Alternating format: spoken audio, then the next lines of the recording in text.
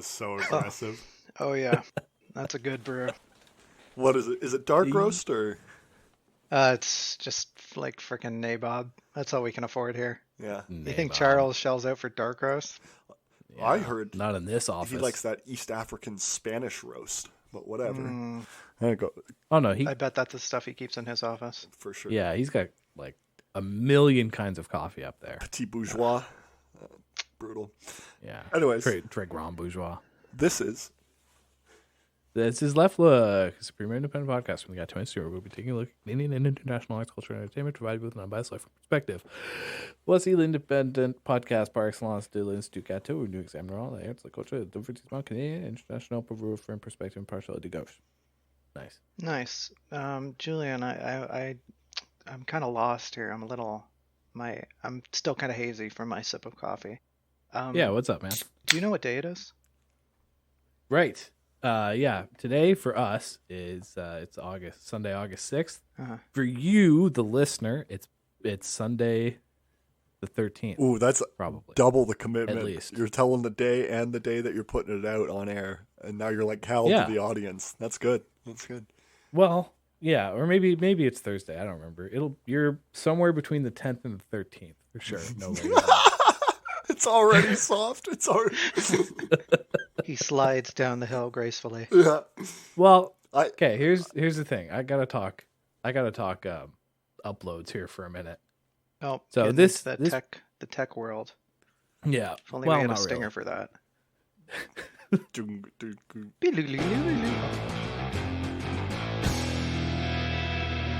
All right, upload talk. Nice. It's upload week this week, which means I finally caught up on all the editing that I'm obliged to do. Nice. And over this week, it's going to be a great week for you, Jacob. Everything's already slated Ooh. to come out. Our unnamed friend from the other week, he listens to them all. He's real excited. Okay, that's good. Yeah, our Well, I'm ravenous excited for fan them too. base will be thrilled. Yeah, thousands of people. Well, I'm glad you said that. No way. Because the last time, I think this upload strategy of me just like putting it off for a month and then putting up 5 episodes in a row, Yeah, I think that drives engagement really well. I think so too.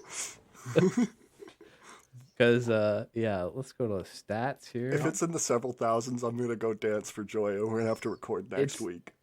It's not that high. Oh, okay, good. But in July, so last upload week was like early July. In July, we did 121 downloads, which is a lot. Wow. I mean, I'm scrubbing these numbers here. These aren't really what we do at the Gato Institute. We do a lot more than this. But, this is We do millions.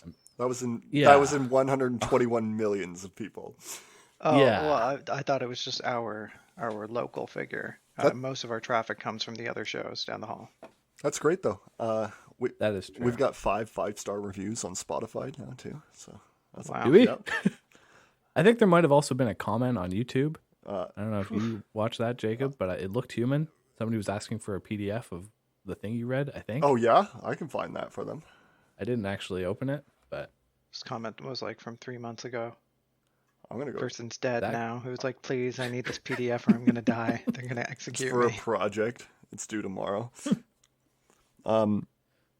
yeah, engagement's good. And I think after this upload week, we'll have a lot more engagement. Yeah, But this is the last upload week because we're getting on the ball. I'm getting on the ball. We might even have a real audience someday. That'd be crazy, wouldn't it?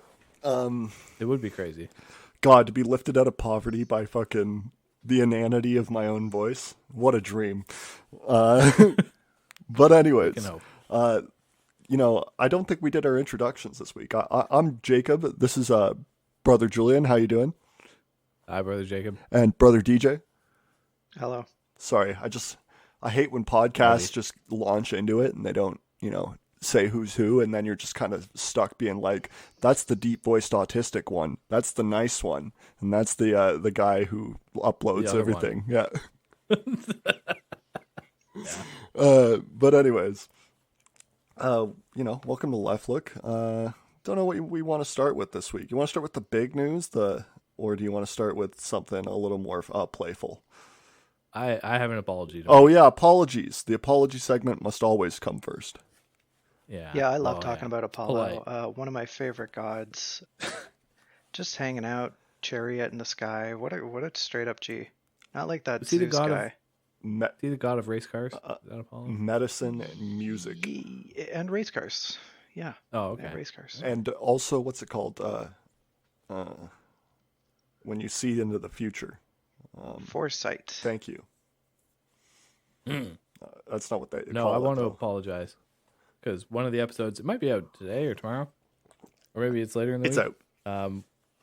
The Parallax review? Oh. No, I'm not apologizing for that one. I don't care. Well, I'm going to apologize for you afterwards then. All right. I already apologized for what I wanted to apologize for. It's in the episode description. Yeah. It's fine. Yeah. The Parallax View. It's a movie we talk about. There's a review coming up. I accidentally recorded my part on my fucking webcam microphone, so everything sounds like garbage, and I'm so mad about it. Brutal. You can hear my HVAC click on like 20 minutes from the end, and it just stays on throughout the rest of the episode. Brutal. It is rough. That's going to be And locked I love content, I think. I love the movie so much, and I was so excited to talk about it, and then I just fucking Yeah. garble myself with a toaster plugged into my computer. That does hurt. That do be hurting. That's the way the webcam crumbles. Yeah, I'm sorry about that, everybody. Yeah. I In the future. I think that was so awful that I'll let you go on your transphobia from the other week too. I'm not transphobic. But he is racist. I'm not afraid of them. That's funny, but technically we're all transphobic according to the literature because we're like unwilling to date one. Basically, is where I see I the would have. discourse. I think if I was born now, I would probably be more likely to because of the acceptance of the younger generation. You know, the less of a bullying attitude about it. But my sexuality is fully formed now. I find it icky. Okay. It's a penis. Right. Anyways, so that's your apology for Julian being transphobic and then me being even more transphobic with it. Yeah. Just the comparison makes whatever Julian said just it doesn't matter Fucking anymore. stupid. Yeah, I'm just an idiot. I don't know why I opened my mouth. So you can Well, get okay, the look- ad revenue. How else are you gonna Backing make up a money? minute, though. It's not like you've ever declined to date a trans person. Yes, I have. Right? It's not like Absolutely, I have. You ever been on a dating app? Oh, I don't think that counts. That counts. You didn't meet somebody and go, actually, no, sorry, I'm not interested because you're trans. Done. Yeah. You declined so many people on Tinder to begin with. No, but the way I operate dating apps is because I have such a low success rate. I view it as fishing with a net, and I just swipe right, and whatever comes in, comes in. It's like the daily catch. And sometimes I do see. get trans people, and then I have to be like, oh, I'm uninterested. That sucks, you know. Okay. So that is all right, shitty. all That right. is transphobia. I am the worst of us. But anyways, I mean, I wouldn't go that far either because then it's personal preference. It's not really transphobia, but whatever. We should probably move on. no, let's continue to destroy our reputations on this hill, Julian. Like, Yeah, go on. I'm waiting. I want I mean- to talk about the Trudeau divorce. So Okay. let's move on. All right. All right. Enough tarnishing us with our own bigotry. Yeah. Our own short. We're learning, everybody. We're learning. Yeah, we're not communists. We're socialists. Yeah. I don't know if that's a defense. No, it's not. It was a joke. Anyways, the Trudeau divorce. You guys heard about this? Just a little bit, just that it's happening. Yeah, he's not dating Lizzo anymore. Why you blow my lead like that? That's so funny, though. I thought it was one bit. Yeah, so our prime minister here in Canada, Justin Trudeau, has announced that he's separating from his wife. And the way I wanted to open this bit is by saying that my in-law, in-law is the wrong word. My sister's fiance's dad. Yeah, that's an in-law. Whatever. Yeah. I think so. Anyways, he said that he heard about that the Trudeaus were getting divorced about a year and a half ago, and I was like, nah, I'd have heard about that, big chief. Anyways, it happened, so I was wrong about that, and the Conservatives obviously have some access to some, what's it called, gossip that I do not. Well, that's maybe. that's shitty. Or maybe they just say shit. Maybe they and it got comes through lucky. like we do. Yeah, I don't know. Yeah. But either way, I want to make the case that it's not political news basically at all. And to make that case, I will first just argue that anybody who would change their vote because of a separation is already not voting liberal. You know what I mean? They're already an extreme conservative, or maybe even a PPC or a Christian Heritage Party, even, right? Like the religious background that you would need to care about a separation in your leaders, a separation in your leader's family, it just doesn't exist, right? I mean, I feel like it'll cost them a couple votes, and I would love to meet those people. Yeah. What's it called? I wouldn't. Me neither. People that have been with him, like liberal voters who've been with him for the last 10 years. Yeah. And then he gets divorced and like, actually, you know what? That's the last straw. I can't take it anymore. Yeah. Yeah. But anyways, Lizzo was also in the news this week, and I want to argue that the Lizzo controversy was bigger than the Prime Minister divorce politically, and that will cement the fact how little this divorce means politically, I think, and that's a funny bit. But anyways, Lizzo was in the news apparently because she was caught or quoted. I don't even know what the whole controversy is, but apparently she was giving shit to her background dancers for not staying in shape. And there was this one background dancer who I saw give their testimony, and she said that she was suffering through an eating disorder, and she was having like troubles in her personal life, and that Lizzo was like, "Don't take the shine off me," basically, right? And then so the conservatives have snapped this up, and that's how I'm going to argue that it's more politically important, right? Because obviously this doesn't matter. Who gives a fuck what Lizzo does, right? But Right. That the conservatives have snapped something like that up, and that they're so willing to make it a political moment to try and shame somebody who's the star of basically the liberal verse, right? She's an empowered, bigger woman who's black, right? There doesn't come a more social justice warrior internet phenomenon, basically, in the ideal, right? Not trying to reduce her in any way, but because they make this such a political moment, and because they want to be like, see that they're all just hypocrites, and the liberals are all just out to make money and use you, and that this trans ideology is to pervert our kids so that they can even make more money, and it's just like, damn, that's pretty gross, right? And so you could say that Lizzo being mad at her fucking background dancer is more politically important than Justin Trudeau's split, because it is an argument that we must engage in, whereas we just don't have to with the Justin Trudeau divorce. Yeah. Anyways, that's the end. Politics is culture. Politics is downstream of culture, right? No, I think they were the same thing now. Yeah. They flowed into the same river. Culture changes. Politics, politics doesn't change culture. Culture changes politics, though. No, they're just one and the same thing. I'm not going to elaborate on that. Yeah, okay. Because I'm just stealing it from Matt Christmas. And now the amount of times that you bring up Matt Kreisman is getting a little disturbing, Julian. Anyway. You know what? I shouldn't have done it there, but I'm stealing ideas. So, anyways, I'd like to turn to our next bit, which is me and Julian talking about a Matt Kreisman bit that was on Chapo Trap House this week. And so I can't spit it out just yet. You can't? No, I mean, like, we can't stop talking about Chapo Trap House. No, we're going to eventually, but like right now they're for DJ's sake. They're an obsession of us. No, I'm just gonna keep pushing until he breaks down and listens to a couple episodes. I won't. Don't worry. I know you're made of stone. I'm an obstinate being. Matt Kreisman was the complete focus of a teaser of episode 750 of the recent Chapo Trap House. The way they do it. 750. Yes. They release twice a week. Ooh. And sometimes special episodes too. And then you two are caught up? I'm not caught up. I listened to a couple hundred, I want to say, though. Like, anyways, over here praising my ADHD. No, go on. I'll just blow bubbles in my water or something. Matt Kreisman makes the bit that it's hopeless, basically, right? And that the Democratic establishment is, stop blowing the bubbles. You're so distracting.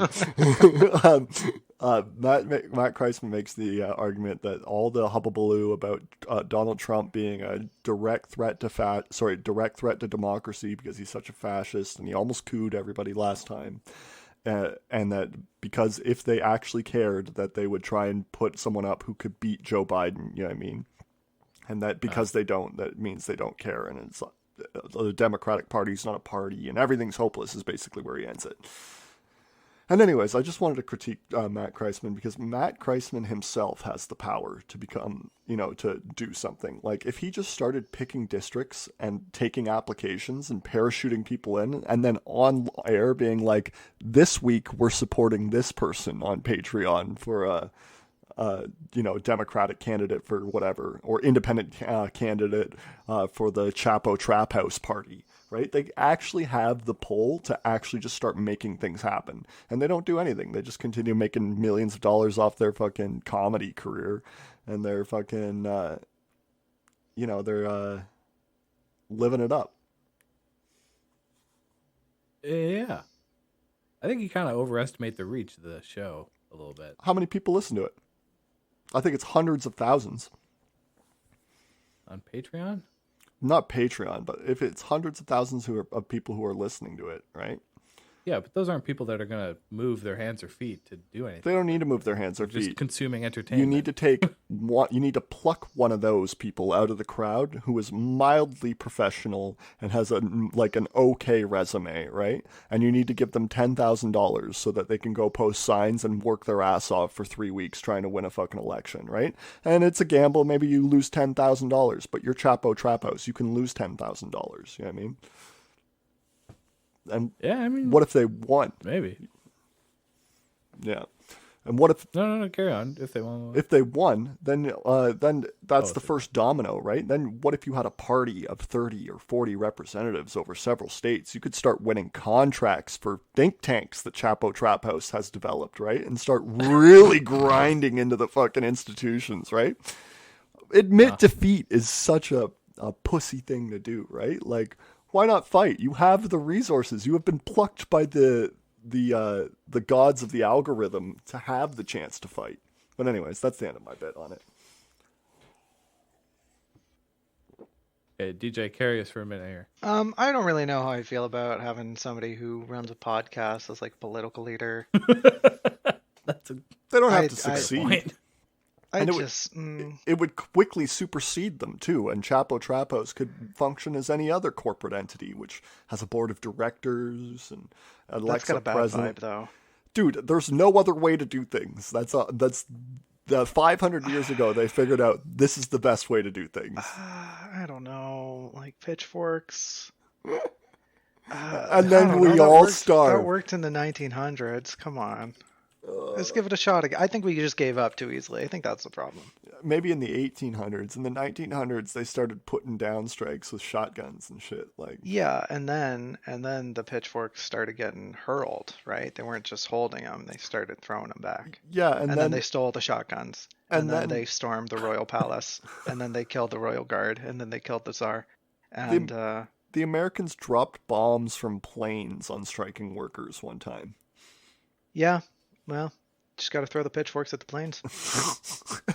An anti-aircraft battery with pitchforks coming out of it. Hey. That's fucking great. The weaponry of the common masses. Anyways, Julian, I was hoping you'd do a response so we could leave it behind so we don't get stuck in it. You know what I mean?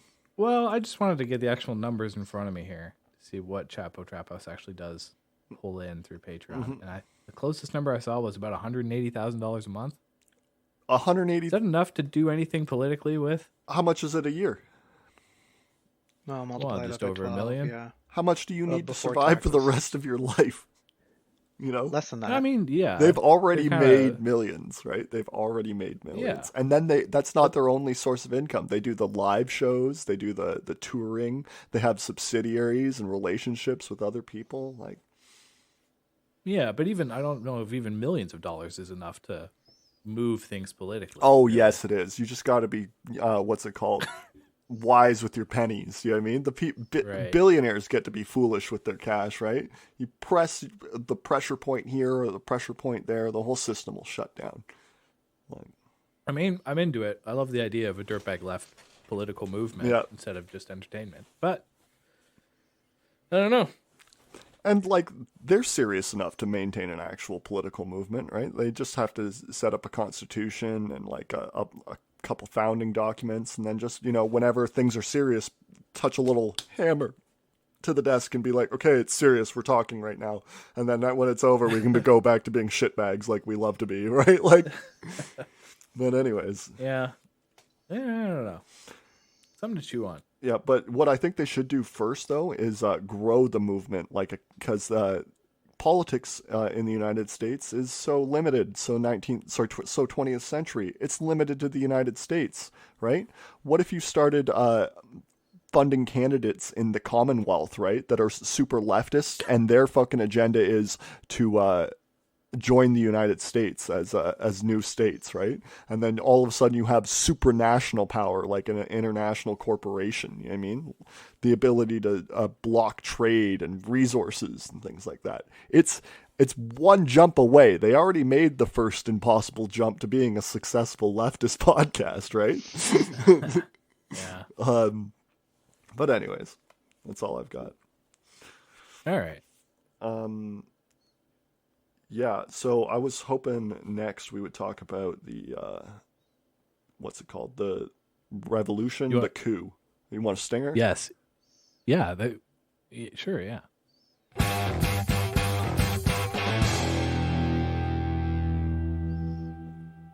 We're going to talk about the country of...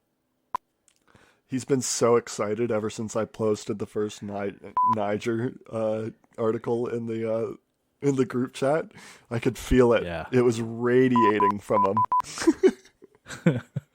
He's gonna be out here sounding like Morse code today. Uh-huh. It's sending me right back to elementary school. Yeah. No, you're from...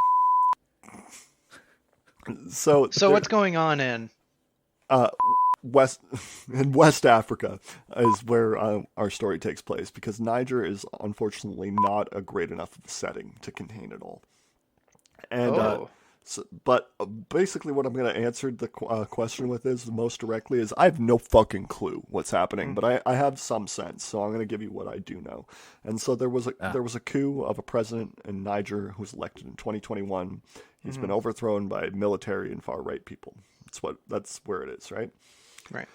There are two other countries in what is called the Community of West African Nations, which are basically a subsidiary of the French Empire, the French neocolonial empire. We've said here on Left Look how the French enforce on their old colonial subjects certain, deals with them so that it can maintain its own hegemony and primacy, and then also it keeps it out of its own interest to just fuck these places up as a way of preventing them from becoming, stable and prosperous and things like that, and therefore a threat.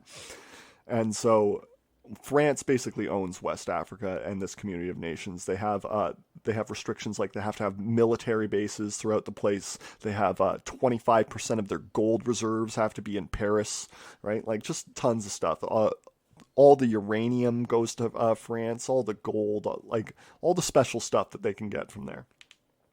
Brutal. But there are two nations who are not in compliance right now, or there was until last week. Now there are three. There are two nations who are not in compliance with the Community of West African Nations, which, what does the fuck does that mean? They have also been couped. They're also under right-wing they're also under right-wing control, and they're Burkina Faso and Mali, right? Mm-hmm. Great names for countries, by the way. Mali, I don't know when they turned dictatorial, but I do know in 2012 the French did something called Operation Serval there, and they landed like 3,000 French troops and supported by a bunch of coalition West African countries and destroyed a bunch of Islamic terrorists in the northeast of the country, and then also instituted their own will throughout the rest of the country, right? And so the French are there. They're there and they're controlling things. And then now that this coup has happened in Niger, today there was a deadline, and the deadline says unless the president, I can't remember his name, it's like Babu or Bamu or something like that. He has to be released by the coup leaders, or the countries surrounding in the West African nations will be free to use military force to reinstitute to the government or something like that. But then Burkina Faso and Mali, the two countries that had already been couped, announced that they would see any attempt to overturn the coup in coup in Niger as a declaration of war against them. And so there might be like a World War II style fucking event in West Africa here any day with like millions and millions dead. And we just don't know. Hopefully it all just kind of works out and these coup leaders back down and this president is reinstituted. But like, it is hot over there right now. Dang. Yeah. So we're talking about 5 countries in total? Did I get that right? 13, I think, is the community of West African nations. It's every country in West Africa that France used to own, plus Nigeria, which we used to own, the Brits. It's the most, densely resource-rich place on the planet, basically, for anything you could want to get that's valuable and hard to get. Mm-hmm. And so, I just don't know what to make of it. I think that's my hope, that everything just kind of chills out. But like at the same time, these places have the right to self-determination, right? Like if they coup, that's their business basically, right? The president fucked up. They shouldn't be launching troops over the border over something like that, at least. Not until there's a threat of a genocide or something like that. I think it's an interesting like microcosm of the conflict between the United States and China. That's a great way to see it. And I was talking like go ahead.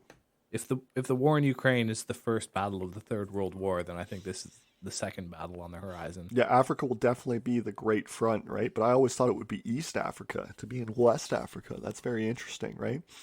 And I made the what's it called? The prediction that the French would separate themselves from NATO in the event of war with China, because that's how I saw the front shaking out. That France had West Africa to itself to maintain its resources supply, and that we would fight them in East Africa, and then the South China Sea, and then the Russians in Ukraine and East Europe as well, right? Mm-hmm. And but if the front lines are shifting because of like political instability within the French Empire, and maybe the Chinese can, I don't know, put some kind of coalition together there. They haven't right now. They're not to blame for this or anything right now. But this kind of instability, while there is already this kind of like showdown going on between hegemons, is scary. You know what I mean? It provides too many opportunities to too many middlemen. You know what I mean? Definitely spooky to see what's happening over there, but I bet it all just works out though. It's a nobody's the Americans and the French run that place pretty tightly, meaning West Africa, and it's in neither of their interests for a fucking World War style conflict to break out. Like Europe is about the size of West Africa, right? You could see a conflict on that scale. I'm not like fucking around when I say that. Anyways. What do you mean by everything works out? The president will be reinstituted, or he'll have to appoint a successor or something like that, and everyone will just back down, and these Mali and Burkina Faso people will go back to minding their own business. They're too small to do anything, Mali and Burkina Faso, right? They need a real country like Niger, and then the ability to get to the coast pretty quickly after that too. Because once you're shut off by sanctions and stuff like that, you have to make and produce and harvest everything within your own borders. And that's fucking hard in a modern economy. Yeah. And this is all to say nothing of the shooting conflicts going on in Africa right now that we are just not following. Yeah, Rwanda, like just lots of conflicts going on. Ethiopia is, I think, done fighting now. I can't even follow it anymore. It's become so complicated. And there are so many different ethnic groups in Ethiopia that make that state up, right? Like, I think it's like 15. I don't know what the Italians were thinking trying to conquer that place. You'd never have held on to that place. There's a reason the British didn't. In fact, they never got Ethiopia. No, they didn't. For like a year. And Doesn't count. They never got Thailand. Yeah.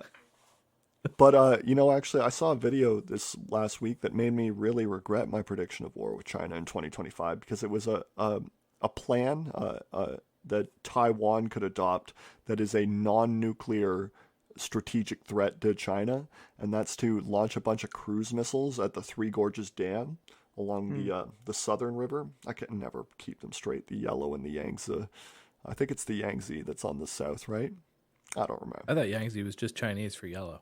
No, there's two rivers. There's two major rivers, the Yellow River and the Yangtze. There's a third one actually, but it's not as long. It's not one of the big ones. It's very wide. It's just not as long. Anyways, the Three Gorges Dam is massive, right? And if they hit it with enough cruise missiles, the show that I was watching, it's called The Caspian Report. He just does political analysis. And he said that there's predictions of up to 400 million deaths and something like that because of the wiping out of the ability to harvest rice along its most rice-rich corridors, and also the flooding of three major cities, Wuhan, Nanking, and Shanghai. Nanjing? Nanking, whatever. I'm not saying it right either way if I'm talking to a Chinese person, in my opinion. Oh, wait. No, never mind. What? No. It was racist, wasn't it? No, I was going to ask if that was the city that got raped, but I didn't feel confident in asking that. Now, let's not answer it and just move on. That goes without saying. Any mention of the loss of electrical power. Yeah. Destroying a dam of that magnitude. Oh, yeah. Well, sure. actually, what I saw, the dam only provides electricity to something like 70 million people in China. Oh, geez, only that many. Yeah, a war crime for sure, but we're talking about ruling China here. They wouldn't worry about it, that's for sure. There's so many people in China, 1.4 billion people. Fuck, I'd be way more worried about political instability at that point. Forget the people. They can starve. Brutal. Easy there, Mao. That's what it is. That's how they'll fucking do it. If you were in the spot of top dog, that's how you would react too. For all men are evil. See, I wouldn't, because I wouldn't be in that position because I'd never react like that. You're right. You're not lizard-like enough to ascend to a position like that. No, I'm just gonna get killed. A human. I'm not lizard enough, but I damn well am worm enough. Put me back in the ground.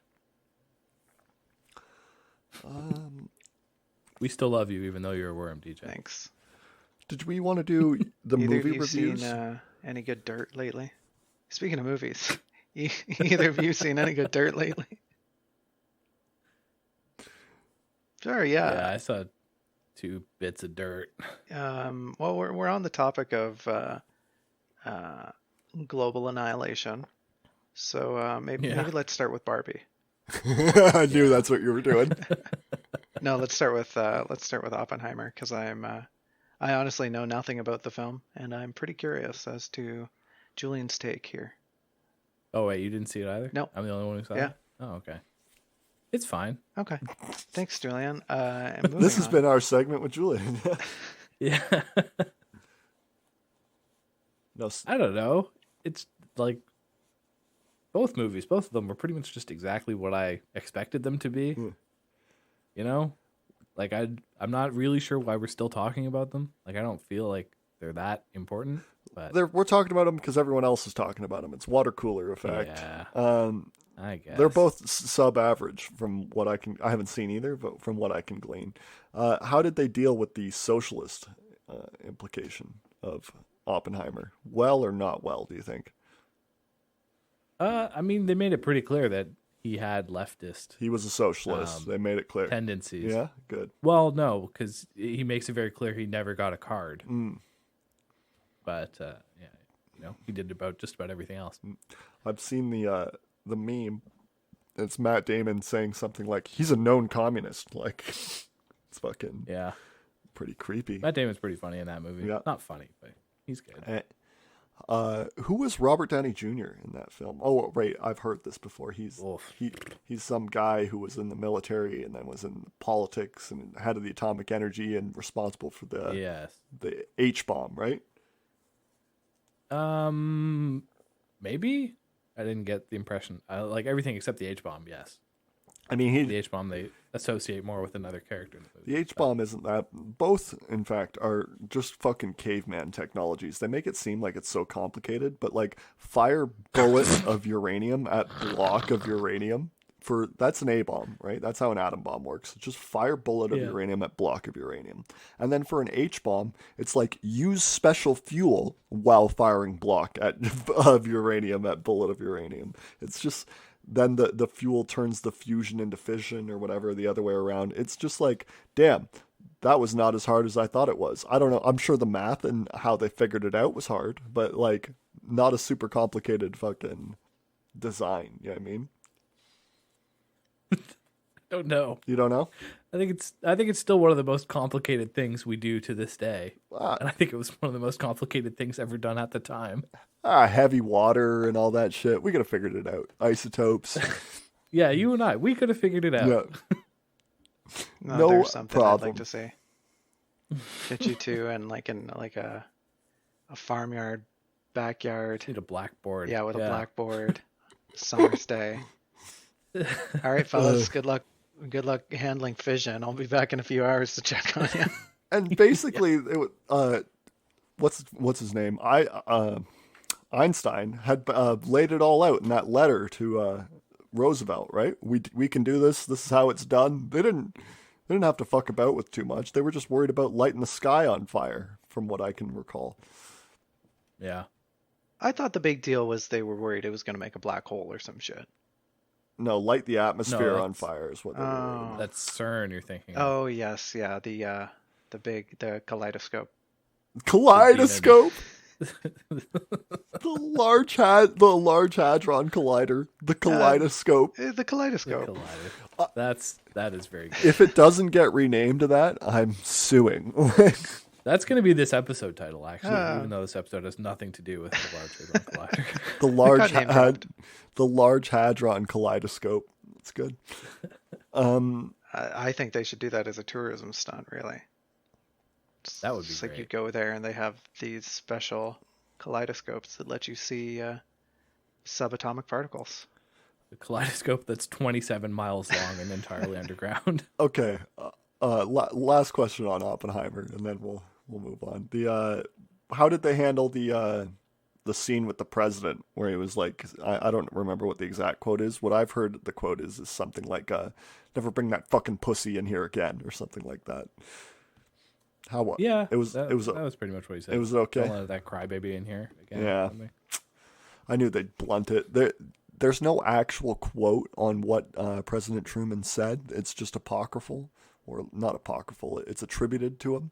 Someone heard him say it, and they're quoting it, and that's the only source we have. So he can't remember exactly what he said, and so there's a whole bunch of different interpretations of what he said, and that's one of the way nicer ones. And my favorite is "Never bring that fucking pussy in here again. I killed those people, me," right? Like, and because it makes my spine tingle, like, oh, that guy's scary. But yeah, I don't know. The whole movie seemed unnecessary to me. Like, it looks like it is triggered the fascists into being like, that's fucking awesome. That's so cool. Like, and like, awesome. Great political project. I don't know how. I'm sure Nolan sees it as some comment on superhero movies and his role in destroying cinema, but you got to think about what you're actually doing. Yeah, I mean, ultimately, I did enjoy it, just because, Cillian Murphy does a pretty good job with it. I think I called it Old Sheldon was it our last episode? That's really funny because he's super autistic, right? Yeah, and I don't know, just kind of has the same mannerism. It's what you'd expect Old Sheldon to look and act like. And yeah, I don't know. Just kind of enjoyed it as a commentary on how people view those, I guess maybe neurodivergent people. Yeah. Because he doesn't really get along with anybody. Like, he is isolated the whole time in a way that's kind of interesting. But Yeah, I know the feeling. I also look through people when I'm talking to them too. But anyways, I think that concludes my review of Oppenheimer. All Sorry, right, well, DJ. I'll continue with Julian's then, if that's how you're going to be. Yeah. How would you compare it to Avatar 2? oh, well, obviously I liked Avatar 2 better. 'Cause Okay. it started all the whales rioting. True. Yeah. It started the whale gang movement. The one other thing I really liked about Oppenheimer was how it sounded. Mhm. Yeah. Like The bomb. there's a lot of like just silent parts followed by enormously loud parts, and sometimes the silence is Deafening. somebody staring off somberly, or maybe you're looking at a mushroom cloud or whatever, and then the loud parts are like somebody like a very loud lawyer or all these people like cheering for Oppenheimer. I don't know. It was a nice I don't know, a nice way to break up. I wonder if The movie? that's a bit of a commentary on the neurodivergent aspect that Yeah. you mentioned, the overstimulus of the character. Yeah. Because there are a couple scenes where he's like, it does appear like he's being overstimulated, partially because the bomb just went off over Hiroshima, but also because he doesn't like being in a loud room full of people. Probably. I saw a great meme about Oppenheimer that it was like it was a soy Wojak interpretation of Oppenheimer, and the comment was something like, "When your Jap vaporizer 7000 works," or something like that. Jesus. Yeah. I was like, Oppenheimer, you're never gonna believe what they just used the Jap Melter 5000 to do. yeah, exactly. That's so fucking gross. And you know what? I gotta spoil the Barbenheimer Japanese thing right now. Anyways, that apparently on Japanese Twitter they were really offended about the Barbenheimer phenomenon, and that like how could you like make light of something that was so serious? You know what I mean, for our people, right? And so they made a whole bunch of Barbie 9/11 tweets that then instantly blew up in the United States because they love 9/11 tweets, right? They love 9/11 memes. Yeah, and then my most favorite meme that I saw about Oppenheimer was that some guy who was white went and saw it in South Korea, and that the theater cheered when Hiroshima was hit. Jesus. Yikes. Yeah. Well, different interpretations for all kinds of folks. That's art for you. Speaking of, let's hear from our resident artist on what they thought of Barbie. It was fine. Oh, I fucking hate you. Yeah. How dare you open the same way? You had 10 minutes. Yeah, well, we got 10 more minutes to talk about Nothing yet. Nothing on Barbie. They're just movies. Okay, Sorry, that's a DJ, bit please harsh. no, dig into I did enjoy Barbie more than the average film, Mm-hmm. but I think the big takeaway, personally, I feel like the film juggled too much. Okay. Okay, yeah, I I agree with you. there was a lot of here's a bit of an anecdote to exemplify my point of view. There's a scene in the back half of the film where they suddenly break out into a dance number. Nice. Beautiful choreography, hilarious comedic timing. Is this the fight between the Kens? Yeah, the Ken fight, and Okay. just a brilliant scene. And the film is throughout, visually stunning. Mm-hmm. But everyone in the theater, not everyone, a lot of people in the theater were laughing and having a good time and enjoying the comedy. But I was sitting there too wrapped up in the meta layer of the film's commentary to enjoy the present moment. Gotcha. Yeah, agreed. The film was blasting all of this rhetoric, which I don't think is bad, but it didn't narrow in on anything enough for me to go, yes, this applies to these scenes in this manner.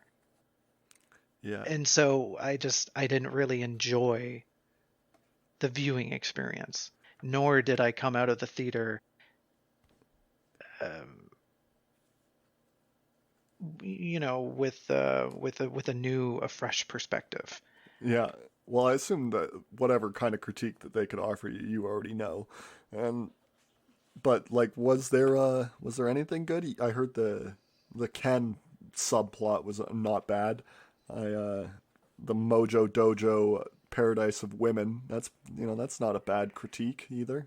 It's all just no good for you though, eh? No. I don't want to come off sounding like I didn't enjoy it. I think it was a very good film. I think in its regards to its more analytical points, it would definitely, it's something you'd need to rewatch and maybe stew on. Agreed. But and unfortunately, I didn't go into the film with my brain off. But I feel like if you just went into the film to have a good time, to watch a movie, then it's a spectacular action comedy. There was a lot there to feast on. But I think it just did too much. There wasn't any, obviously it was very focused on feminism and the patriarchy and misogyny and whatnot. But I felt like there was never a point where I was honed in. The film pointed the finger at these things and said, look at them. But it never satisfied you. It never made a remark. It just said, look at it. And I went, okay, I'm looking. What is your opinion on this film? And yeah, it obviously casts misogyny and the patriarchy as terrible things, which they are. But there's never a comeuppance, I think, is really what it comes to. Yeah. Not even there's no prescription. I gotta watch the movie. It's hard to, right? And I think all three of us need to preface this by saying that there's obvious bias, and to get to the core of the film with its female gaze is pretty much impossible for the three of us, because that's fair. We're three dudes who are dumb. Big caveman. No, but I appreciate your perspective on it. I assumed it would be a shallow critique, or even if there was a critique, I think you've cemented where I'm at. I think there could be something.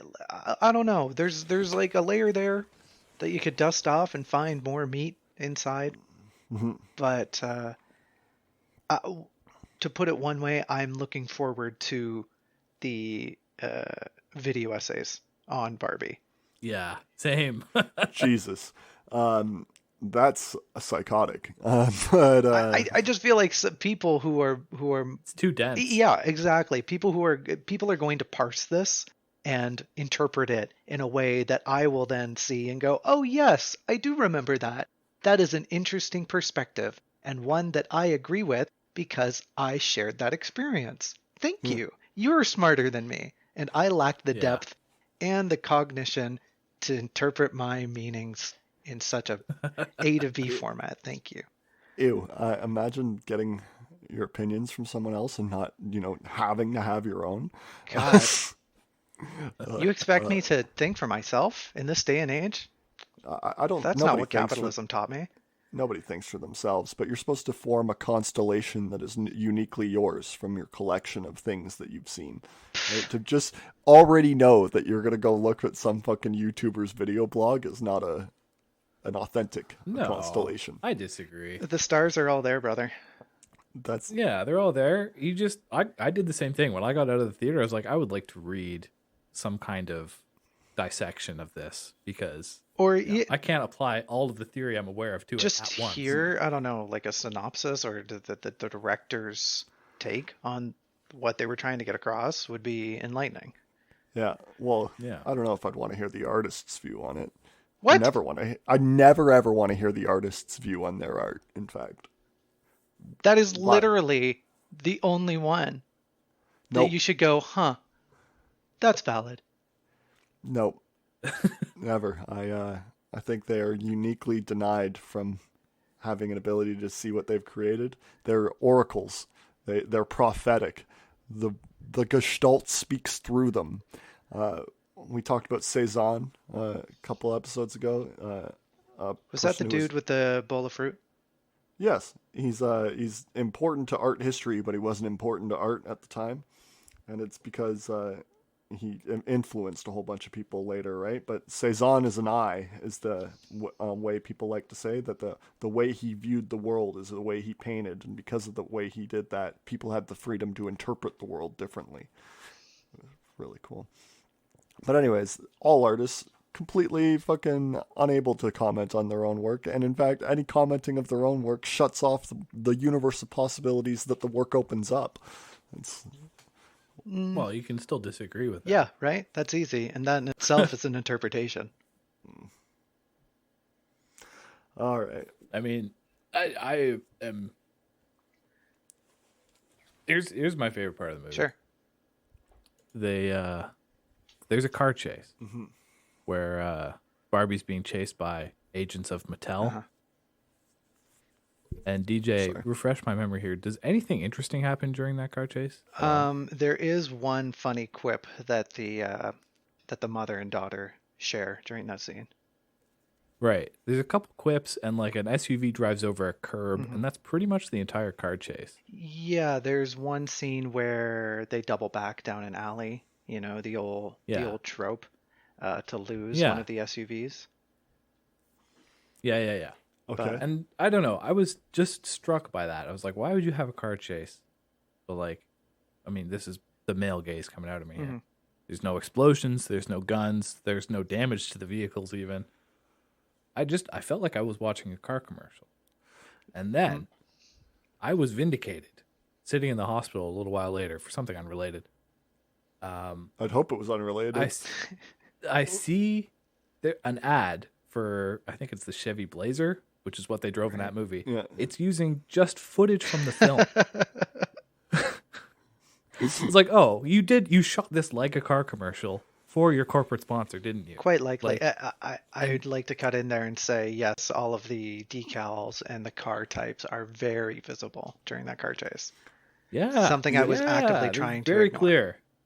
That's greater evidence for the tepidness of the artist's critique, if there is one at all, for feminism there, right? That's what I'm afraid of, because it's so overt. I feel like it may have been deliberate. Oh, geez. Meta. I'm not dealing with meta.